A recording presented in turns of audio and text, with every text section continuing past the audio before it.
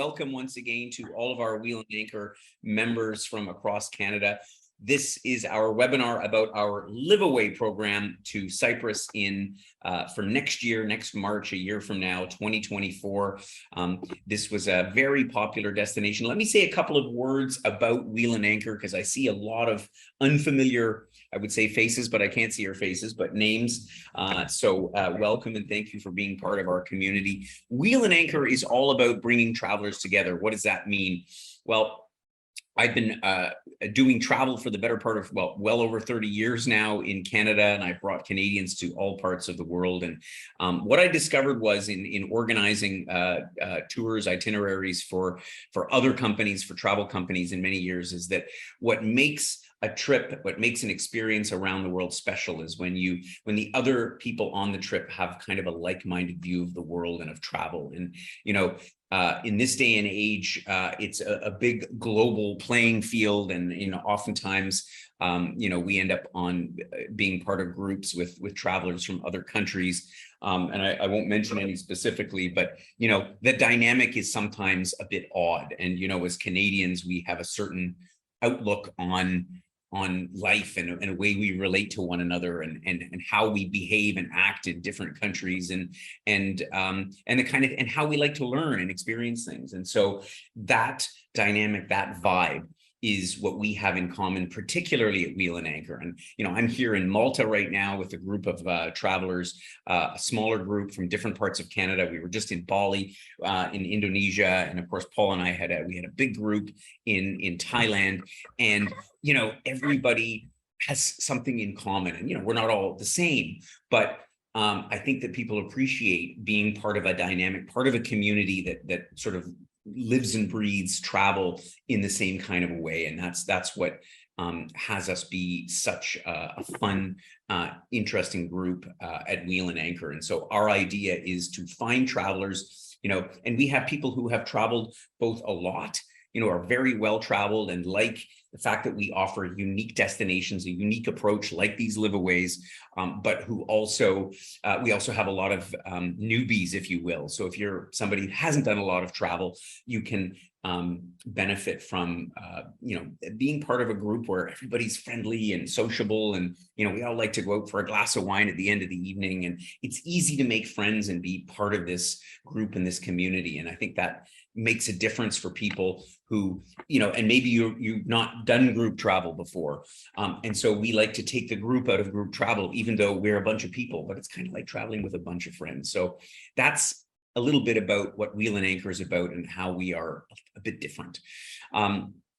By way of introduction, my name is Gordon. I'm the founder of Wheel and Anchor, and I'm supported by an amazing team of people. In particular, today we have Paula, our senior trip specialist, who is the person who is the front line, if you will, and answers all the questions and really gets you set up to do the trip that appeals to you and make sure that you're all set for sort of one of our experiences. And Paul is working together with Barb and the rest of our team, who are in the background, if you will, and help us put together these amazing experiences. Today, we're going to take you who are interested, and again, maybe you've heard of our liveaways before, maybe this is new for you, and tell you why it is that you might want to do something a little bit different than what you might normally do in wintertime, whether that's stay at home or go down south for the winter. Here, we're going to show you why you might want to consider coming to a place like Cyprus, which of course is our destination next March. The idea of a liveaway, it's a bunch of things put together. First of all, it's obviously a longer stay. So we're doing something a bit differently than we did this year, in that our liveaways are now broken down into 2-week blocks. So you can go to Cyprus as an example for 2 weeks. You can go for 4 weeks because we're offering 2 back-to-back trips, or you can combine it with one of our other liveaway destinations in the Mediterranean. So for example, I'm here now in Malta, so you could do 2 weeks in Malta and 2 weeks in Cyprus, or you could do 2 weeks in Madeira. We have a group of people right now on our liveaway in Madeira.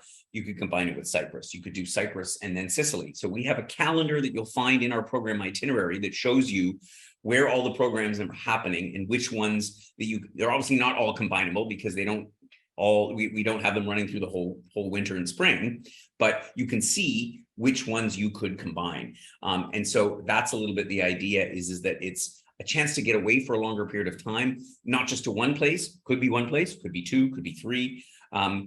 Another thing that is interesting about the concept of liveaways is the fact that we're not just parking you in a big empty hotel that's full of tourists in the summertime and there's nobody there in the winter, and and it's sort of a cheap holiday somewhere.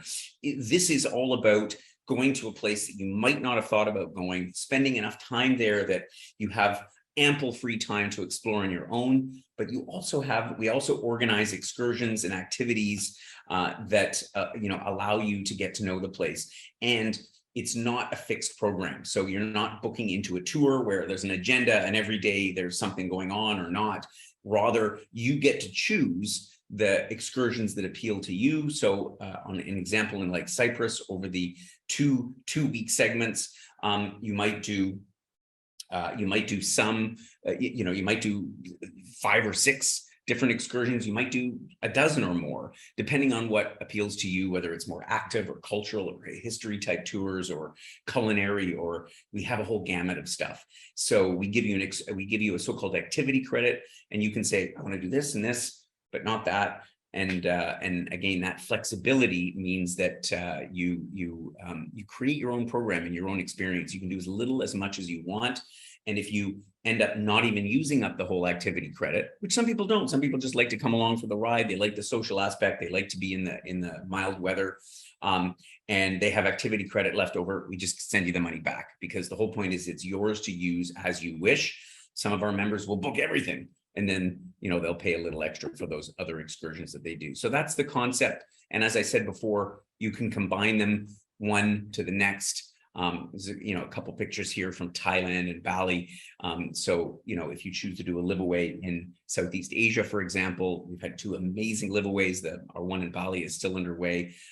You can combine those 2 and more to come. So that's the idea. Last time we went to Cyprus was back in early part of 2022, and we had an amazing group. We did same thing. We did 4 weeks there, and we had a bunch of different activities that we did. As I mentioned, we spent time.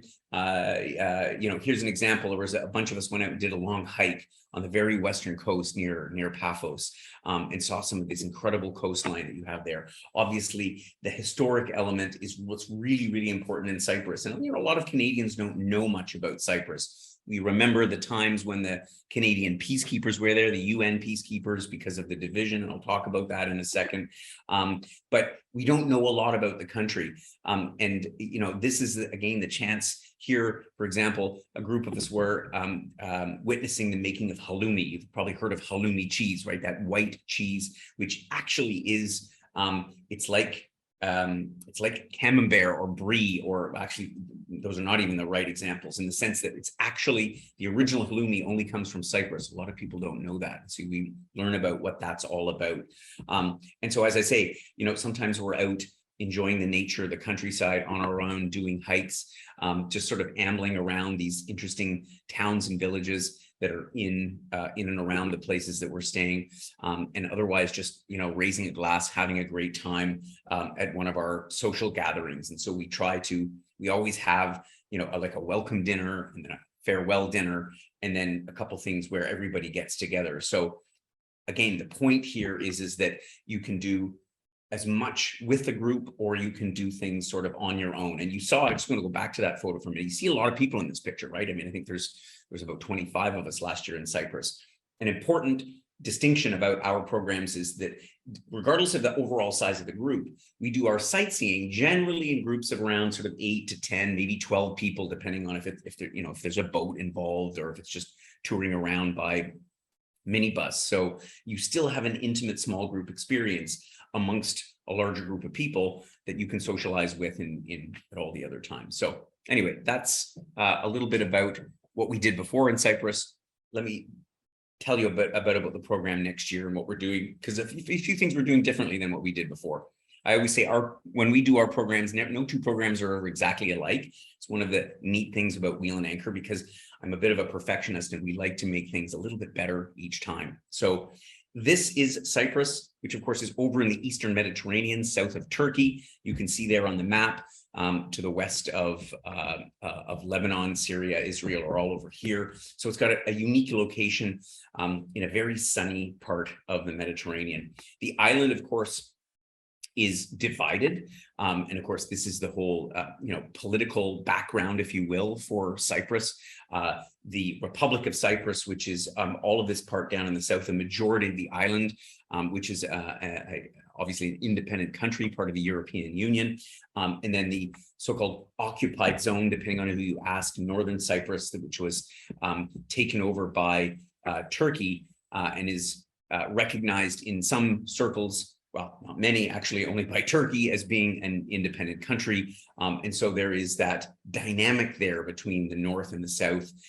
And, how shall I say, the atmosphere is still very much sort of overshadowed by the fact of this division that is, still unresolved, frankly. And that's part of what makes visiting the island interesting. So the first 2 weeks that we are there are going to be spent over here in Larnaca, which is actually where the international airport is.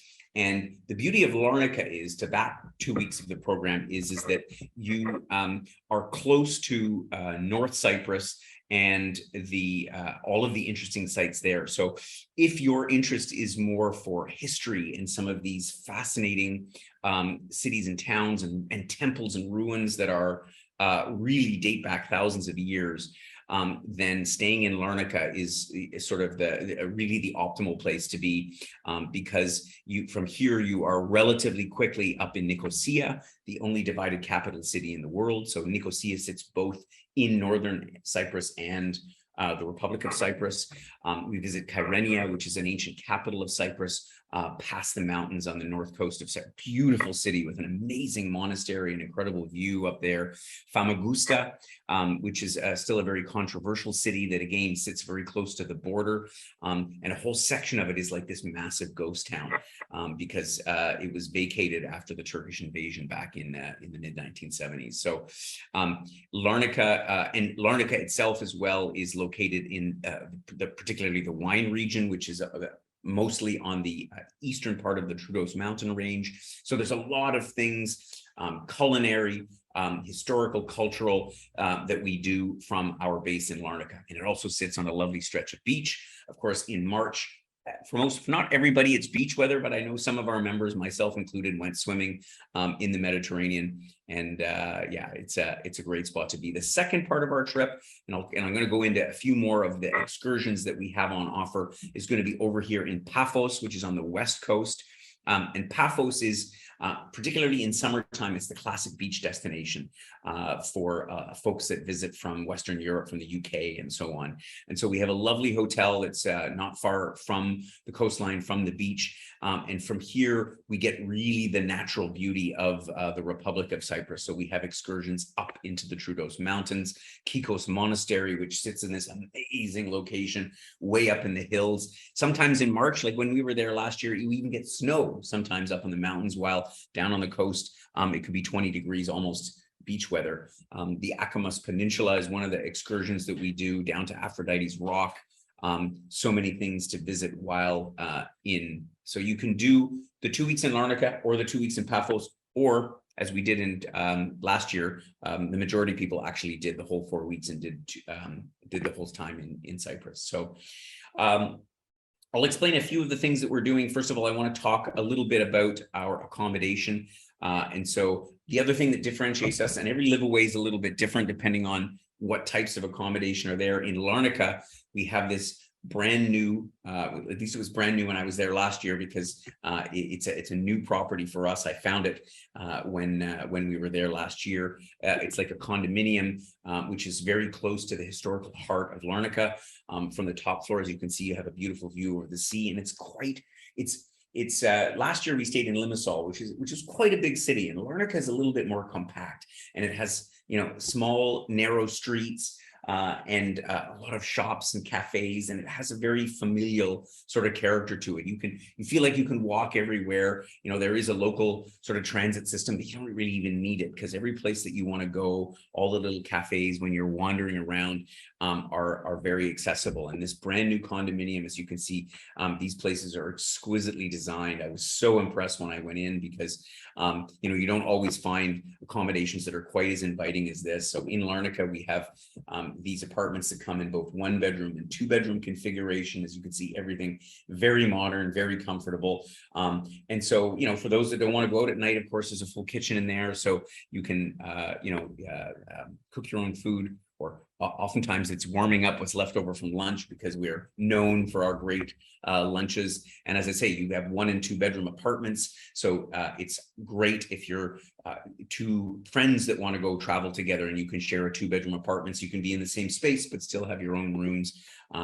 That's the accommodation we have there. For the second part, in Paphos, we have a lovely property, which is a hotel and suites property. As I mentioned, that's about a 5-minute walk from the beach. And it has a terrific atmosphere. Again, this operates more like a conventional hotel in Paphos. There's no restaurant on site here, in Larnaca, but here in Paphos, there's a great breakfast restaurant right on the property. So we have breakfast included with that every day. It's got a rooftop terrace where you have a great view overlooking Paphos and the sea. And there's a brand new complex. It was actually under construction when we were there. It's all finished now, of hotel rooms on one side of the pool, and then of course the suites and apartments on the other side. Once again, in Paphos, you've got a number of different accommodations to choose from. You've got studio type rooms. These have, of course, kitchenettes, like you see here pictured, both regular and deluxe, the deluxe being the newest ones that they've just finished building. You've also got 1-bedroom. So you've got a bit of a little extra space, a bedroom and a small living area where you can sort of hang out and relax when you're not out and about. So that's really the benefit of this particular accommodation in Paphos. And then there's also an executive suite up on the top floor. These are beautiful rooms with a large terrace, great for sitting out, having a little cocktail in the evening, and again, overlooking the sea. So again, a number of different accommodations that are available in Paphos. I'm just going to touch on a few of the things that you can do while you're in Cyprus, because of course the question is, well, what's there to do in Cyprus? As I mentioned, for a lot of Western Europeans, this is a summer beach getaway, right? The British flock here to go to the beaches in July and August when it's searingly hot, too hot for my height liking. But to visit at this time of the year in the springtime is great, because you get to see some of these amazing sights and just be in this beautiful atmosphere without the hordes of tourists. So from Larnaca, in the first part of the week, as I mentioned, we'll head up to Nicosia. This was one of our favorite excursions, because being the only divided capital city in the world, we really learn about the history, the evolution of Cyprus, and you get a sense of that. There's, let's face it, still an animosity between the folks that are in the south because of, the land that was in their minds sort of stolen from them. Things are peaceful. I mean, I think that's a common question. So you can go back and forth as a Canadian passport holder into North Cyprus. You have to show your passport. It is like crossing a border. It's just the same. And in Nicosia, it's kind of like, it reminds me a little bit of Checkpoint Charlie in Berlin back in the days of the Cold War, where you had to walk down the street and then cross a checkpoint to get across. And so Nicosia is a fascinating city, and seeing again the dichotomies between the Cypriots from the south and the Turkish Cypriots from the north. Famagusta, as I mentioned, is an incredible city that was to some extent, it was sort of bombed quite heavily during this Turkish invasion time, but they have some magnificent temples and historical structures. In fact, the whole old town is surrounded by this massive wall, which is so impressive. And part of the city, as I mentioned, where we'll actually walk through, was like literally people had to abandon their houses and walk away. It's quite an eerie feeling. But again, I think sometimes it's important to get a feel for what people went through during this very difficult time in the 70s when there was this war essentially between the South and the North. We'll also visit, as I mentioned, up the Troodos Mountains. So the middle of Cyprus has Mount Olympus, the highest mountain, which, as I say, in the wintertime is so high that they even have ski hills up in the top. It's a very different dynamic because Cyprus is quite dry and arid and rolling hills. And, that's why they make this this delicious wine, and also, various they have a lot of goats and sheep and make different products. I mean, you get up into the Troodos Mountains and you have a very different feel because everything becomes very green in these hills, and you almost feel like you're sort of in the foothills of the Alps kind of a thing. And there's some incredible sites up there, like the Kikos Monastery, which was again one of the most breathtaking monasteries that I visited anywhere, not just in Cyprus. Of course, the food there is a big highlight. Cypriot food is in many ways similar. You'll see a lot of things, moussaka and, the different dishes that come from the Greek culture, but they're very proud of their own cuisine. And so I think part of the experience of going to a country like this is learning it. I participated in a couple of the cooking courses and we had a grand time. And I know that some of our members have commented that they're still using some of the recipes and so on that they learned there still today. And in general, we have other food tours because it's so interesting and important to sample the cuisine that is part of their culture. Of course, being an island in the Mediterranean, it's very seafood influenced, but you'd be surprised because, of course, they have a lot of other excellent vegetables and produce that is, again, makes for great cuisine, great dining when you're there. Of course, as with any of our liveaways, hiking and walking is a big part of it. This is a lengthy boardwalk up in Paphos that goes for kilometers and kilometers. And, part of it is through built up areas. Part of it is just along this quiet countryside. And so we put a lot of emphasis on walking and hiking, either as an organized activity or something that you can simply go out and do on your own. The archaeological sites, as I mentioned, right in Paphos, the tomb of the kings and queens. So, ancient ruins, but most importantly, having the right guides, and we have terrific guides throughout Cyprus that really put this whole history into context, because, I don't know about you, but I've seen tons of temples and ruins in my life, but it's about the story about how it all came to be, and weaving that all together with our own knowledge of history from ancient Greece and Egypt and so on. And Cyprus, of course, sits in the middle of all that. In and around Larnaca and Lefkara, also you have an artist's colony, a beautiful little town with winding alleys and galleries, and it's a wonderful place to visit. And this is also where we learn about the making of halloumi cheese and the other products that are part of the culture in Cyprus. We also try to take part in workshops where possible. I know there was a wonderful potter that a number of our members visited in Paphos on our trip this last year. And, when you have time on a program like a liveaway, you can really enjoy, getting your hands dirty and, making some pottery or doing some painting or one of the other activities. So we're always seeking out something that's a little bit out of the ordinary for what you would do on a tour.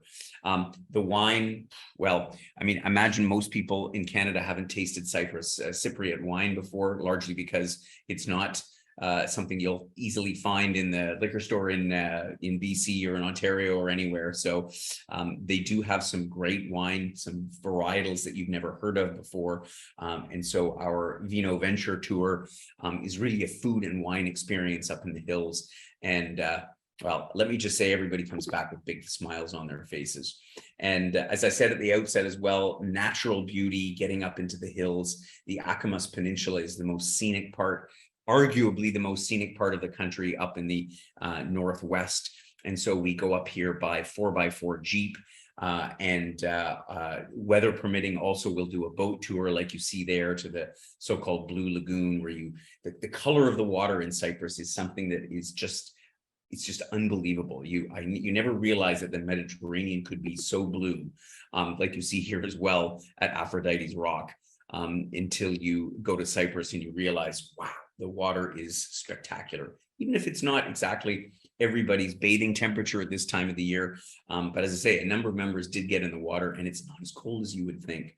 But we also offer or try to undertake some things like going by kayak and taking in some of this amazing coastline. So that gives you a bit of a taste of what we do while we're there. Of course, details are in the program itinerary, and I'm just going to touch on those now, but I'm not going to go into great detail because, of course, you'll be getting that together with a copy of the replay of this webinar. The pricing here shown again for the 2 weeks. So you've got a choice in Larnaca of 1 and 2 bedroom apartments that you can occupy with either 2 people, or in the case of a 2 bedroom, of course, you could do 2 couples, or you can obviously share that as 2 solo travelers. In Paphos, we've got a bunch of different room categories available, but this just gives you a little bit of a sense of what's available and what it is that you can do. You can do apartment style accommodation or more of a hotel room. We have 1 bedrooms, we have executive suites, we have a bunch of different accommodations. All of our LiveAway programs typically include everything that you need once you're on the ground. So all of the local transportation, the activity credit, which again, depending on whether you're staying for 14 nights or for the whole month, is either $700 or $1,000 for 14 or 20 nights. We do 1 special dinner every 2 weeks. So that's a sort of a grand feast that we do with beverages. Sometimes last year when we were there, we had some live entertainment. We had a grand time. The excursions that we do are obviously great local guides. It's one thing I pride myself on is ensuring that we get the best possible guides that we can get. We give you a SIM card. We use a program called Telegram, so that we do our best to help our members use technology to get the most out of their holiday. So with the app Telegram, which is much like WhatsApp, the host can communicate with the members and people can communicate with each other, and it really makes the whole experience a lot easier because you kind of always know what's going on. Or if you're looking for somebody to go for a walk or a hike or to go shopping or go out for dinner, then that's possible. So anyway, that gives you a sense of all the exclusions. Of course, the only thing that is in addition is your airfare, which we can facilitate for you, and of course travel insurance, which is always necessary. And flying into Cyprus, just a quick word on that. Obviously, there's no direct flights from Canada, given that a lot of Canadians probably don't even put it on a map, but you can get to Cyprus through a number of gateways, typically Frankfurt or Munich or London. So depending on how it is that you want to go, or if you're combining with one of our other LiveAways, we can set that up. And this gives you a little bit of a sense of what the airfares are like. In fact, they've been actually better than that if you book a few months in advance. So you might actually get a bit of a better deal than what's shown there. But these days with airfares, we're never really too sure. So I will now stop talking. And I know I've given you a lot of information, but perhaps you have questions.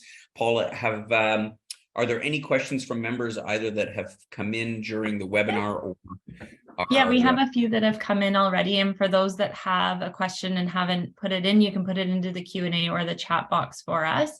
Amazing. One of the members here was asking, with regards to dinners, we've mentioned that they're not included. Could you give an idea of the price to go out for dinner in Cyprus? Yeah, exactly. So we generally, that's a good point. I didn't mention that. So we generally, breakfast is included for for both parts of the trip and then on our excursions, on most excursions, unless it's a very short one, we include a lunch, and the lunches are often quite large, but we don't generally include dinner in the program because it's important to, some people like to go out and have a big dinner. Oftentimes, because of our excursions often have quite large lunches, people just want a snack or maybe warm something up in their room. in Cyprus, things are pretty reasonable. So you can go out for dinner. You can have something really simple. You can go out and have, a pizza or something like that for sort of 10, 12 euros. So around 15 bucks. You can go out for dinner, but there's also sort of fine dining. You could spend 30 or 40 euros. I would say, generally speaking, it is, if you compare to Canada, and when I say Canada, I'm talking about like Toronto, Vancouver, big city prices. It's less expensive than what you would anticipate there. Particularly wine, beer is cheaper in Cyprus than it is at home. And dinners, yeah, you get great value there. Awesome. Yeah, I think it's a good, that you also mentioned too about the lunches being large, and in certain cultures, lunch is more the main meal. So no matter how much we try and impose on them, I think to downsize it for what we're used to, you need to adapt to kind of what the local culture is, right? And that's part of it. And it's one of the biggest complaints, if you want to call it a complaint, that we get is that the lunches tend to be too big. And so try to make them not too big, but very often, just like literally yesterday, we were out on tour here in Malta, and it was the same thing. Nobody went for dinner. Everybody was like more than satisfied with lunch. Yeah, it's a regular thing in some cultures. Perfect. Well, moving on, I have another question here from Joe. She was asking, one of my friends was on your trip last year and they said it was a bit cold. What's the weather usually like? It was interesting. Last year when we went to Cyprus, they actually had the coolest March that they'd had in, I think somebody said history, or 40 years or something like that. So it was a little bit cool. Typically though, the weather in Cyprus is similar to here in Malta, being in the sort of central southern part of the Mediterranean. So in March, you normally would get temperatures from sort of 16 to 19 degrees. In fact, the second 2 weeks that we were in Cyprus last year, the temperatures were pretty much every day over 20. They were like 20, 21 degrees. So it's not tropical. This isn't a tropical live away, but generally speaking, the weather is going to be fairly warm, but you have to expect that it could be on the cooler side. But when we say cooler, it's not, it's highly unlikely that it's going to drop into the single digits. Just doesn't usually happen in March in Cyprus. Yeah, which is a good thing. Which is a good thing. I had another question here from Richard that's come in with regards to what the infrastructure is like in Cyprus. So infrastructure as in just in terms of if somebody had any mobility issues, what is it like to get around in a lot of the places that we tour and stay? Yeah, well, these are quite old cities, Paphos and Larnaca. So the streets are in some places you have sort of conventional sidewalks and so on, and cobblestone streets, but I would say these trips are for people who are, if you're mobility challenged, you might find it challenging because to participate in these excursions and visit these monasteries and go up into the hills and mountains, there's a lot of steps. There's no two ways about it. So you want to be in pretty good shape to participate in this kind of a trip. I mean, you could manage it, if you are somewhat, but I think you might want to think twice. Yeah, fair enough. A couple of common questions that we've been getting to Barb and I lately, so I thought I'd share is with regards to when is the deposit due and by what date do people need to book? So if you want, I'm happy to share on that. Essentially, deposits are due at the time of booking. And in terms of a deadline for booking, it generally comes down to how quickly space fills up. So if you are thinking about it, the sooner the better to secure a spot with us. And then we generally have a deadline if we have any rooms left that they're released back to the accommodation providers. So yeah, exactly. So that's a good point, because one thing we found is that demand for travel is at all-time highs, and that's everywhere. So what we're finding is it's if you book late, if you book sort of, and when we say late, that means sort of less than 4 or 5 months before the trip, we may not have any rooms left because everything's filling up, particularly when you have more boutique type places like we have. It's hard to hold on to the space. So it is definitely something you want to plan for and book as soon as you can. And yeah, and that's not just for Cyprus, that's kind of everywhere. No, I'd say I think a good half of our programs this year we have wait lists on because they're already sold out. So you know, like so that's, and we're having more and more last minute requests. So I just feel like a lot of requests just coming in for, you know, May to Portugal, and they're all, you know, a lot of them are full. So I just think it's a good thing a good message to share that things have definitely changed from what they were last year. Yeah, it's completely shifted. Thank you for raising that, because that's a really good point, is that, yeah, if you want to go, you know, start planning. And you know, obviously we try to squeeze in the last minute people, but unfortunately we have tons of wait lists. And if you see I like delivering good news and just being able to have the space for everyone. So the sooner the better. So true. Perfect. Did we cover all the questions? Oh, it's here. Here's the Q&A box. I was in the wrong place. Yeah. I don't have any more that have come in at this time, but members can reach us by phone or email. Yep, drop us an email. That's the easiest way. Our phones have been kind of ringing off the hook, I think. So if you can't get through to Paula or Barb right away, then yeah, email is a good way to go, and make sure we get all your questions answered.